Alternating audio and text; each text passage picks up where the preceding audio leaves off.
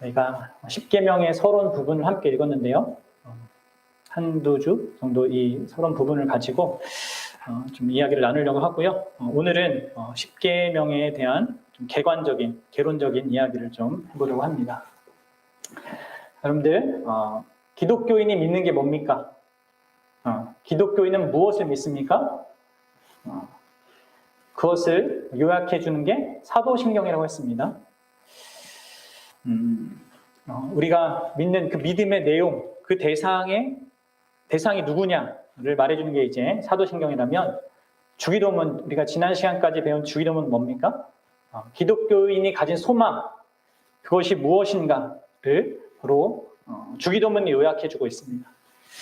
그렇다면 이제 오늘부터 우리가 함께 살피게 될 이 10계명은 과연 기독교인은 어떻게 살아야 하는가, 어떤 방식으로 삶을 살아가야 하는가를 요약해 주는 것입니다. 그러니까 여러분들 잘 정리를 하세요. 사도신경은 기독교 신앙의 핵심이고요. 주기도문은 기독교 소망의 핵심입니다. 그리고 10계명은 기독교 윤리의 핵심인 거예요. 우리가 기독교에서 믿음, 소망, 사랑 이것을 강조하잖아요. 믿음이 뭐냐 할 때 사도신경을 말할 수 있고요. 소망이 뭐냐 얘기할 때 주기도문을 말할 수 있는 거고, 사랑이 뭐냐 할 때 10계명을 말할 수 있는 것입니다. 그래서 이 세 가지는 기독교 신앙생활의 3대 지침서입니다.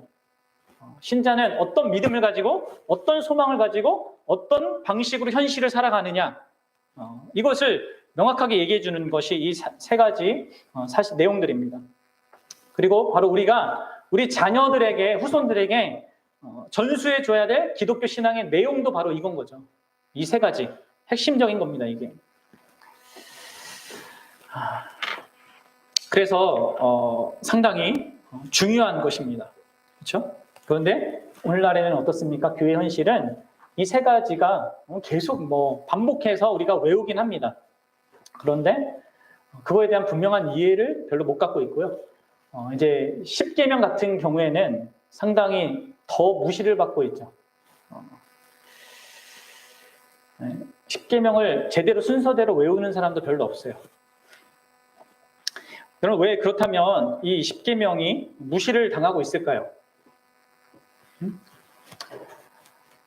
이것은 두 가지 측면에서 생각할 수 있는데, 하나는 교회 밖에 어떤 문제가 교회에 영향을 미치기 때문입니다. 그리고 다른 하나는 교회 안에 내부적인 문제예요. 일단 여러분, 교회 밖에서 우리 교회에게 영향 주는 것이 뭐냐면, 오늘날 이 시대의 사상을, 이 시대 정신을 이루고 있는 바로 포스트 모더니즘이라고 하는 사상 때문에 그렇습니다. 그 사상의 핵심이 뭡니까? 절대적인 진리, 절대적인 도덕은 없다인 것입니다. 다 상대적이라는 것이죠. 모든 것이 다 어떤 형편이나 상황이 되면은 다 달라질 수 있다라고 얘기하는 겁니다. 이런 다원주의적인 그런 사고방식이라고도 할 수 있는데, 이런 생각을 가진 사람들에게는 모든 것이 상대적 진리고 상대적 도덕입니다.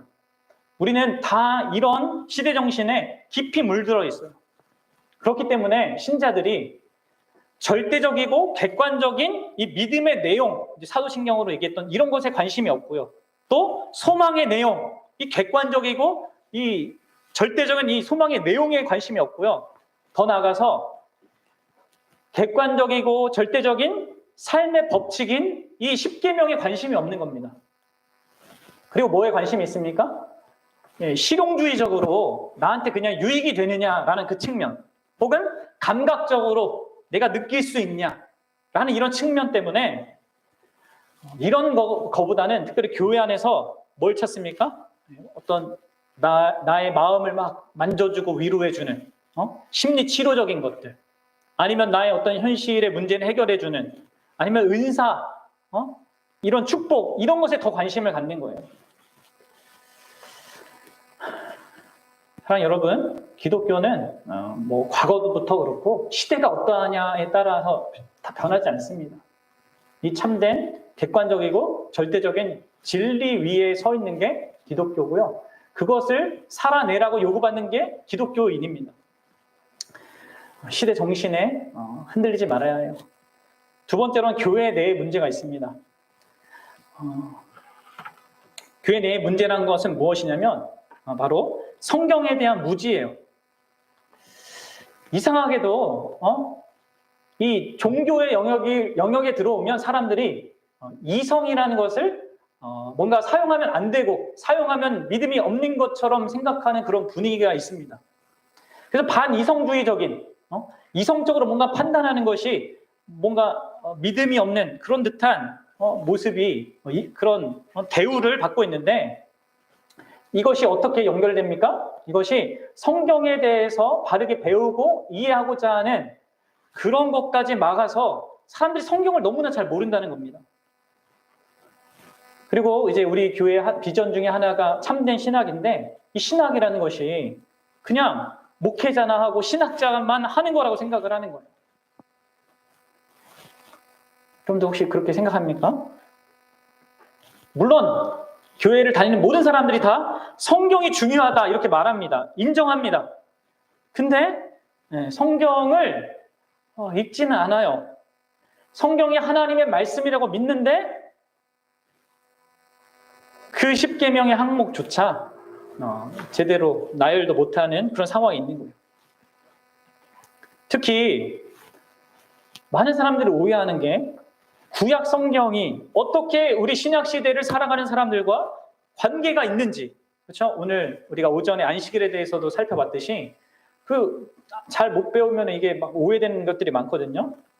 그래서 어떤 사람들은 이렇게 착각을 합니다. 구약 백성은 율법 아래 있었고 신약은 은혜 아래 있다. 그러니까 이런 식으로 막연하게 생각하는 거예요. 그러니까 구약에 있는 그 10계명에는 관심을 좀 두지 않는 거죠. 또 이런 관점 속에서는 어떻게 또 극단적으로 생각하면 구약에는 율법을 지켜서 구원받았고 신약에는 믿음으로 구원받았다. 이렇게 착각하는 사람도 있는데요. 여러분들 결국 이렇게 생각하면 어떻게 됩니까? 결국 율법, 구약의 10계명은 자신하고 상관이 없게 되는 거예요. 믿음으로 구원받은 신자하고는. 그래서 어떻게 됩니까? 무율법주의, 방종주의로 가는 거죠. 여러분들 우리가 성경을 좀 배우는 일에 힘써야 합니다. 구약도 믿음으로 구원받았고요. 신약도 믿음으로 구원받았습니다. 그리고 구약도 믿음으로 구원받은 자가 하나님의 말씀에 순종하고요. 신약도 믿음으로 구원받은 자가 하나님의 말씀에 순종합니다. 언제나 동일한 원리가 신약과 구약 사이에 다 흐르고 있어요. 그래서 우리 그런 측면에서 이제 10계명을 우리가 좀 이제 생각해 볼 건데요.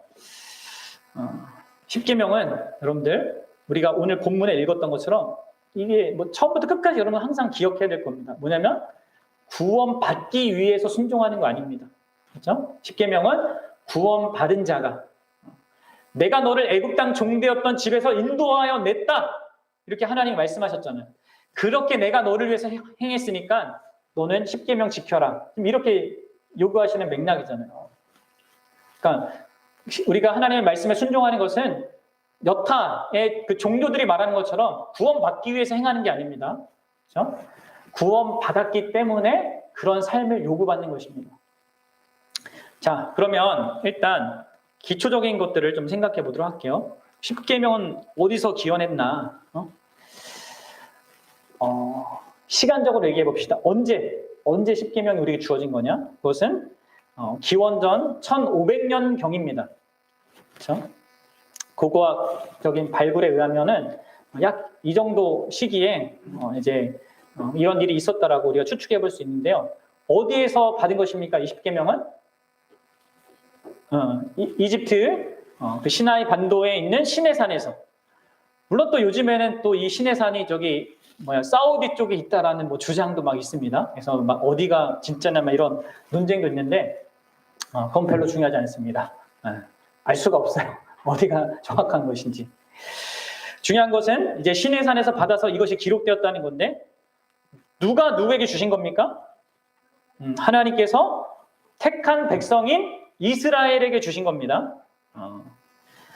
그럼 여러분들 이게 어떤 맥락에서 주어졌는지를 생각하셔야 합니다. 자, 이 10계명은 그냥 딸랑 그냥 그 10가지 법이 주어진 그 맥락이 그냥 그것만 주신 것이 아니라 어떤 큰 맥락 속에서 이걸 준 거예요. 그건 뭡니까? 그것은 바로 시내산 언약이라고 하는 그런 언약을 맺는 그 과정 속에서 주어진 거예요. 어저께 우리 두 지체가 결혼 언약식을 맺은 거 아닙니까? 거기에서 주어진 그런 사랑의 관계가 그 어떤 특별한 관계가 형성된 것 속에서 주어졌다는 것이죠. 이 시내산 언약은 하나님과 이스라엘 백성 사이에 공적인 관계를 맺는 거예요. 다시 말해서 하나님이 이스라엘의 왕이 되고 이스라엘은 하나님의 백성이 되는 그런 의식이었던 거예요. 마치 결혼식처럼. 그래서 10계명은요, 바로 왕이신 하나님께서 자기 백성인 이스라엘을 이런 원리로 다스릴 거다 라고 하신 그런 하나님의 나라의 통치 원리였던 겁니다. 그래서 이 10계명이 특별한 의미를 갖고요, 이런 맥락 속에 우리가 이해해야 해요. 고대 근동에서 발견된 유물들 속에는 이 10계명과 비슷한 그런 내용들이 발견되는데요. 여러분 잘 아는 함무라비 법전 있잖아요. 이건 더 오래된 거잖아요. 그런데 이렇게 비슷한 내용들이 고대 근동에 많이 있는데 큰 차이점이 있습니다. 그건 뭐냐면 이 성경의 이 명령들은 언약이라는 맥락에서 주어졌어요. 그러니까 다른 고대 법령에는요, 그냥 신이 하늘에서 뚝 떨어진 거예요. 떨어진 것이었습니다. 내려준 거죠. 그래서 거기에는 그 명령들에 순종해야 하는 실제적인 동기가 필요 없어요. 다만 벌을 면하기 위해서 지켜야 되는 것이었습니다. 그런데 구약의 이 계명들은 언약의 맥락에 있습니다. 그렇기 때문에 동기의 측면에서 전혀 새로운 그런 계명들인 거예요. 잘 생각해 보세요. 내가 왜 같은 이스라엘 백성들에게 이런 방식으로 대해야 하는가?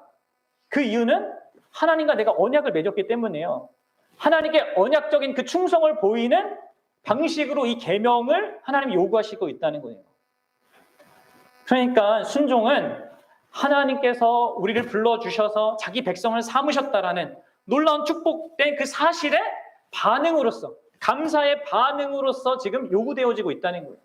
고대 근동에 그 법들이 있는데 그 모든 법들은 이런 식으로 작동하지 않습니다.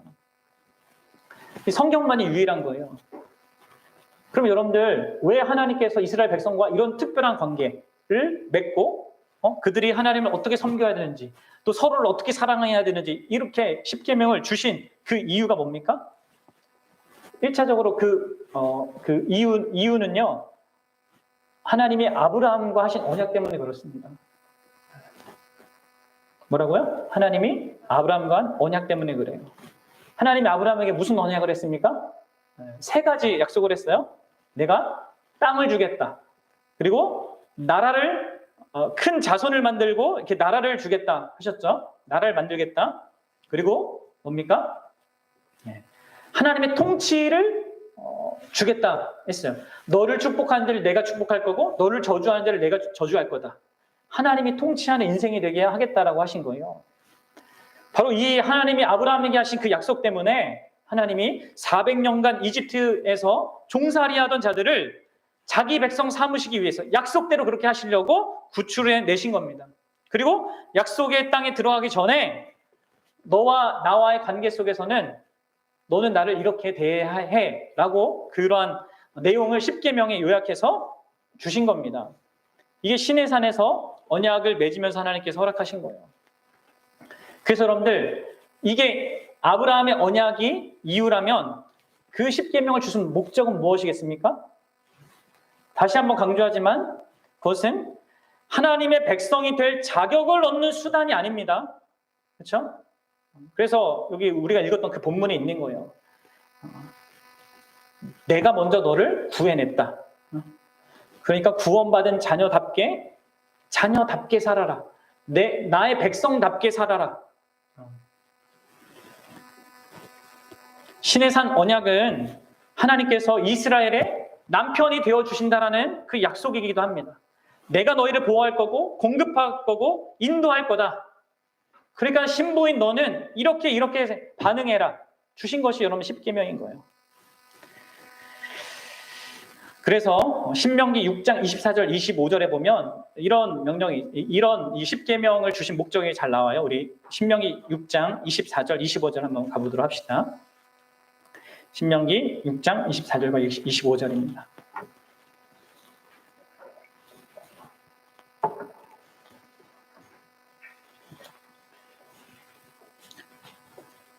자, 같이 읽어봅시다. 시작. 여호와께서 우리에게 이 모든 규례를 지키라 명령하셨으니 이는 우리가 우리 하나님 여호와를 경외하여 항상 복을 누리게 하기 위하심이요 또 여호와께서 우리를 오늘과 같이 살게 하려 하심이라. 우리가 그 명령하신 대로 이 모든 명령을 우리 하나님 여호와 앞에서 삼가 지키면 그것이 곧 우리의 의로움이니라 할지니라. 아멘.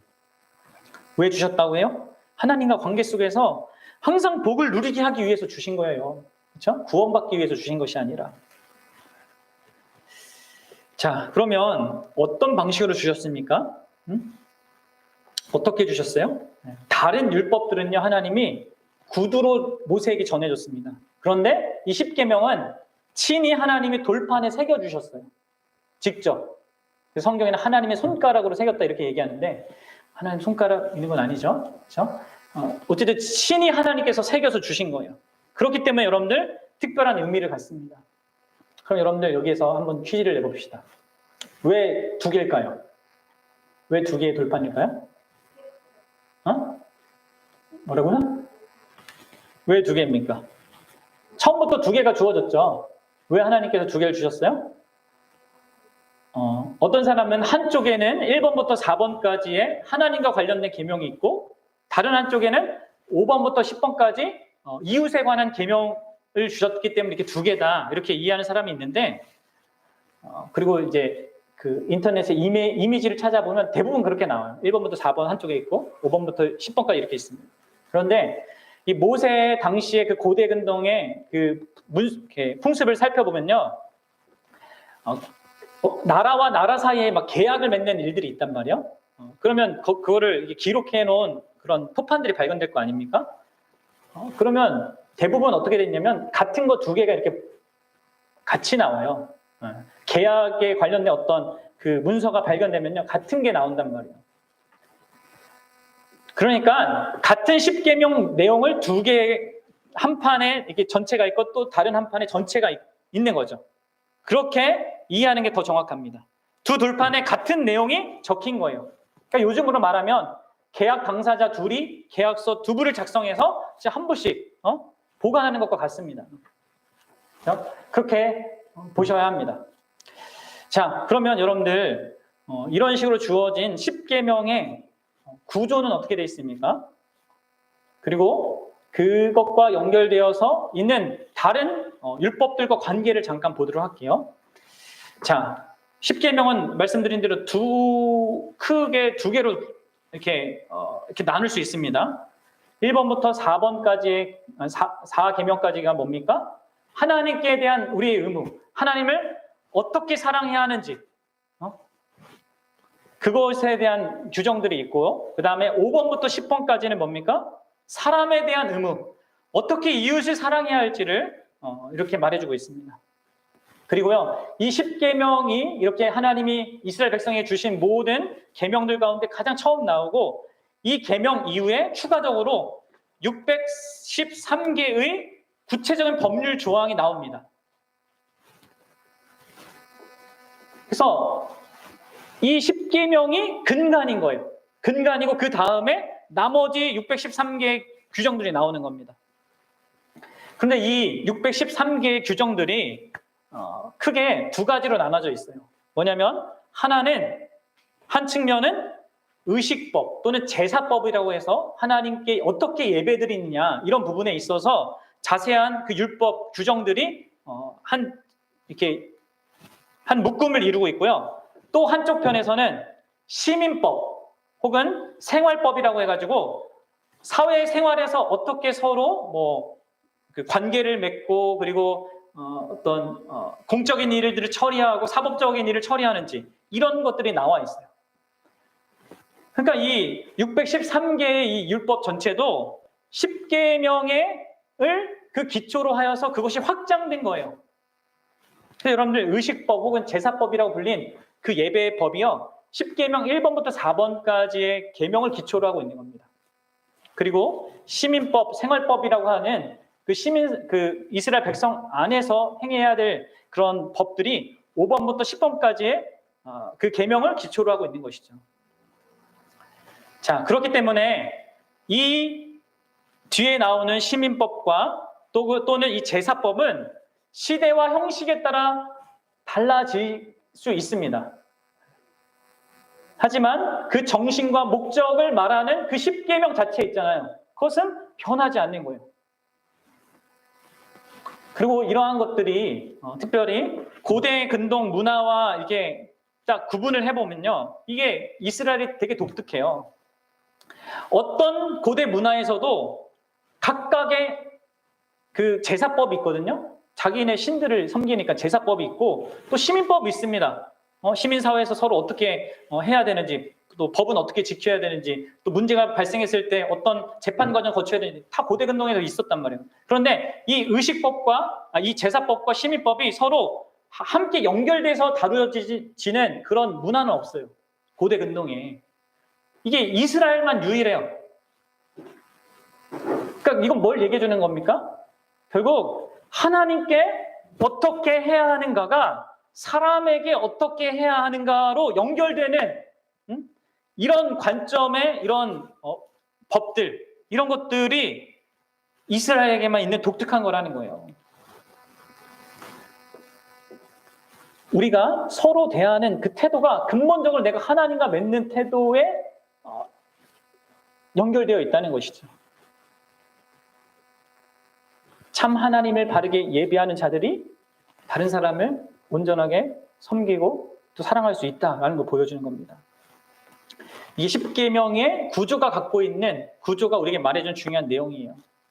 그럼 여러분들 10계명이 보여주는 삶의 가치 체계가 있는데 쉬운 얘기로 하면 우선순위입니다. 우선순위. 10계명은요. 우리 삶에 무엇이 중요한가에 대한 우선순위를 보여줍니다. 뭡니까? 순서상 앞에 나오는 계명들이 더 우선적이고 중요합니다. 이는 10계명을 어겼을 때 받는 처벌의 경중을 보면 분명하게 알 수 있어요. 여러분들 1계명부터 6계명 뭐예요? 1계명부터 6계명 어디까지입니까? 살인하지 말라, 그렇죠? 거기까지 어기면 어떻게 되냐면 사형에 해당합니다. 그런데 7계명 간음 있잖아요. 이것은 좀 경우에 따라 달랐습니다. 사형을 내릴 수도 있지만 그렇지 않은 경우도 있었어요. 8계명 도둑질 같은 경우에는 어떻습니까? 그것도 일반적으로 사형은 아니었습니다. 단 사람을 납치해서 이렇게 살해하는 경우는 달랐습니다.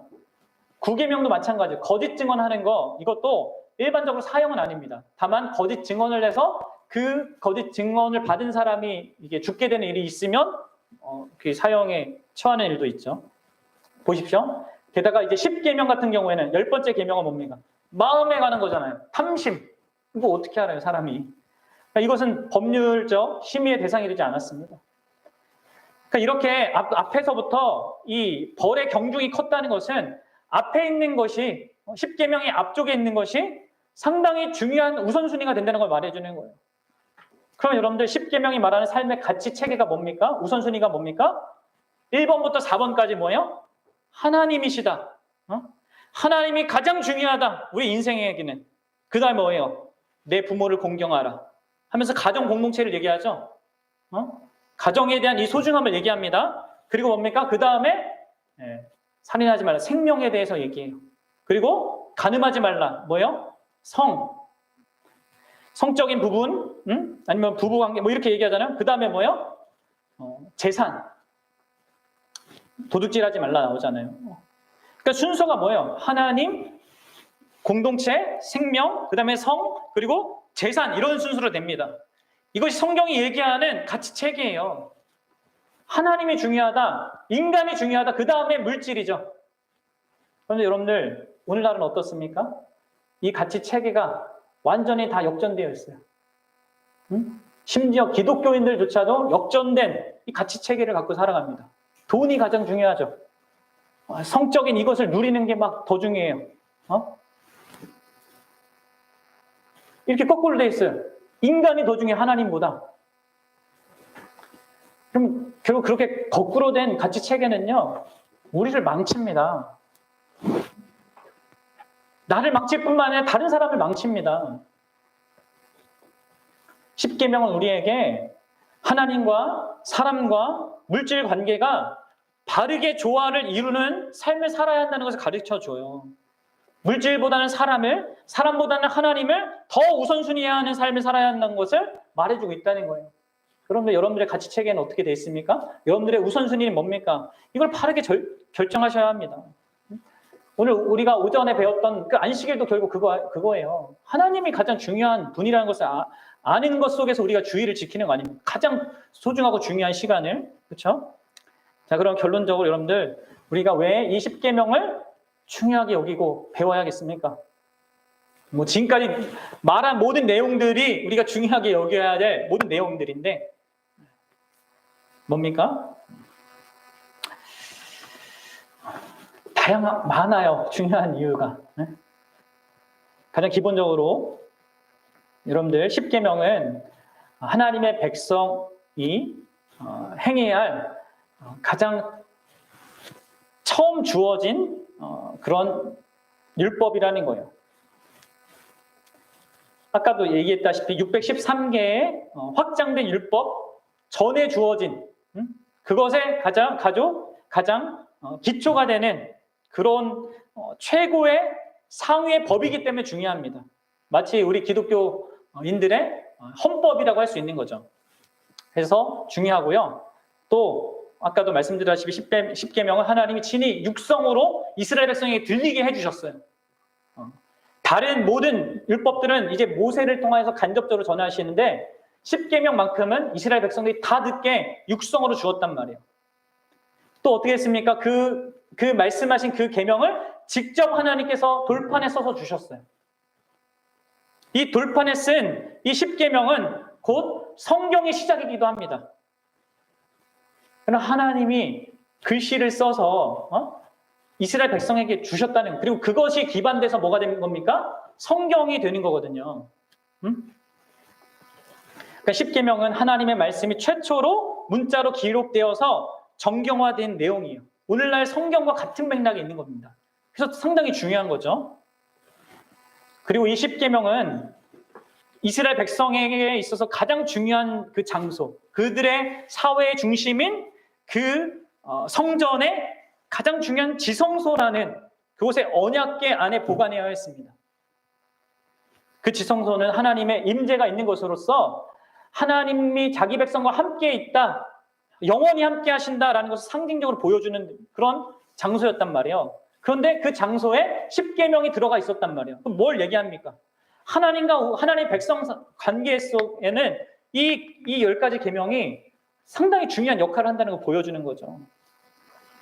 이런 구약의 모든 이 10계명에 관련된 내용들이요, 10계명 자체가 너무나 우리에게 중요하다는 것을 얘기해 주는 거예요. 이 구약의 뿐만 아니라 신약의 우리까지죠. 그리고 이제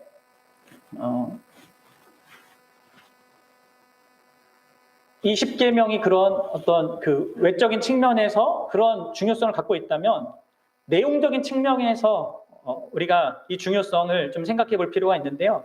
그것은 이 10계명이 바로 하나님의 성품과 뜻을 드러내기 때문에 중요합니다. 고대 근동에 이런 발견된 그 수많은 조약들, 그리고 그런 서로 이렇게 언약, 이렇게 화친을 맺고 한 이런 내용들을 보면요, 보통 뭔가를 요구할 때는 그 요구된 내용들이 다 왕의 성품과 왕의 선호도를 반영하고 있습니다. 마찬가지로 여러분들 성경의 계명도 하나님의 성품과 하나님의 선호도를 반영하고 있어요. 하나님이 어떤 분이신지, 무엇을 기뻐하고 무엇을 싫어하는지. 그러니까 이 계명들은 온 우주의 창조주이신 그 하나님의 성품과 그 선호도를 이렇게 드러내고 있다는 거예요. 그래서 중요한 거죠. 게다가 여러분들 고대 근동의 법들과 법들의 경우에는요, 다 케이스 법이었습니다. 무슨 얘기냐면 이런 일이 일어났을 때 이런저런 심판을 받는다 이거예요. 고대 근동에는 십계명처럼 절대적으로 해야 될 게 없어요. 절대적으로 너는 거짓말하면 안 돼. 어떤 경우에서도 거짓말, 이런 법이 없단 말이에요. 어떤 경우에는 그런 거짓말하면 안 돼. 이런 식으로 했단 말이에요. 왜 그렇습니까? 고대 사회에는 오늘날처럼 다신론적인 사회이기 때문에 그렇습니다. 그러니까 무엇이 옳고 그른지에 대한 절대적인 기준이 없는 겁니다. 옳고 그른 것이 각각 신마다 달라요. 지역마다 다른 거예요. 그런데 이스라엘은 한 분 하나님, 창조주 하나님, 온 우주를 다스리는 하나님이란 말이에요. 그분과의 관계 속에서 주어지기 때문에 이 법이요, 절대 금지의 명령이 주어지는 겁니다. 그분의 어떠하심을 드러내는 그 명령들이 주어지는 거죠. 그래서 십계명이 너무나 중요해요. 그리고 십계명은 참된 사랑에 대해서 말해줍니다. 5계명만 빼고 모두 부정문으로만 돼 있지만 부정적인 의미를 갖는 건 아니죠. 이 모든 계명이 다 사랑에 관해서 얘기하고 있어요. 그렇죠? 하나님을 어떻게 사랑해야 되는지, 이웃을 어떻게 사랑해야 하는지. 근데 뭡니까? 사랑이 뭐냐고 할 때, 정의할 때 십계명은 그 경계를 말해주는 겁니다. 적어도 여기를 넘어가면 사랑이 아니다. 예를 들어 내가 이웃을 사랑한다면 그 이웃에게 속한 것을 탐내서 훔치지는 않겠죠. 이게 이제 경계예요. 여기를 넘어가면 그건 더 이상 뭐 사랑이라고 말할 수 없어요. 이 안에서 이웃을 사랑한다고 할 때는 그것을 넘어서서 뭔가를 더 하는 걸 수 있죠. 그리고 사랑은 다양하게 이게 발현될 수 있잖아요. 다양한 모습으로 나타날 수 있잖아요. 이게 경계예요. 하나님, 이웃을 사랑하는 경계, 하나님을 사랑하는 경계. 여기에 넘어가면 그냥 더 이상 뭐 그러고서 이웃을 사랑한다 말할 수 없고, 그러고서 하나님을 사랑할 수 말할 수 없다. 이것을 말해주는 게 십계명이라는 거죠. 그래서 사랑을 정의하는 데 있어서도 너무나 중요하기 때문에 십계명이 중요해요. 그리고 마지막으로 십계명이 중요한 이유는요. 가장 중요한 이유는 그 십계명이 바로 예수 그리스도를 증언하기 때문에 그렇습니다. 가장 결정적으로 십계명은요, 우리에게 예수님의 피로성, 그것도 그분이 우리를 대신해서 십자가에 죽으시는 그 일의 필요성을 우리에게 강력하게 말해줍니다. 그래서 십계명이 중요해요.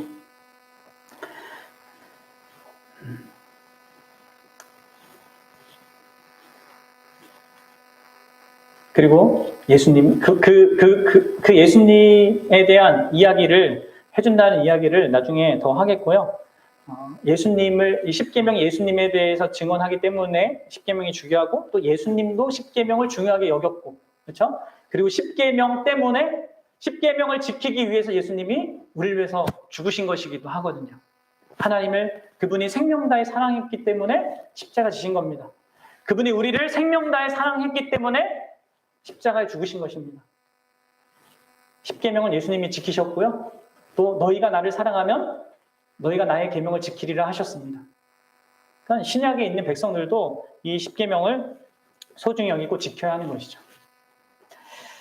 바라기는 이제 저와 여러분들이 앞으로 이 십계명에 대해서 하나하나씩 배워가면서 정말 이곳에 담긴 하나님의 그런 풍성한 뜻을 우리가 잘 배워가고, 정말 우리의 삶이 정말 하나님을 어떻게 온전히 사랑할 수 있는 건지, 또 이웃을 어떤 방식으로, 어떤 방향성으로 사랑해야 되는지를 배우고 그렇게 살아가므로 말미암아 정말 하나님을 기쁘게 해드리고, 또 우리가 믿는 예수님을 기쁘게 해드릴 수 있는 그런 저와 여러분들 되기를 주님의 이름으로 축복합니다. 이제 우리 같이 함께 기도할게요.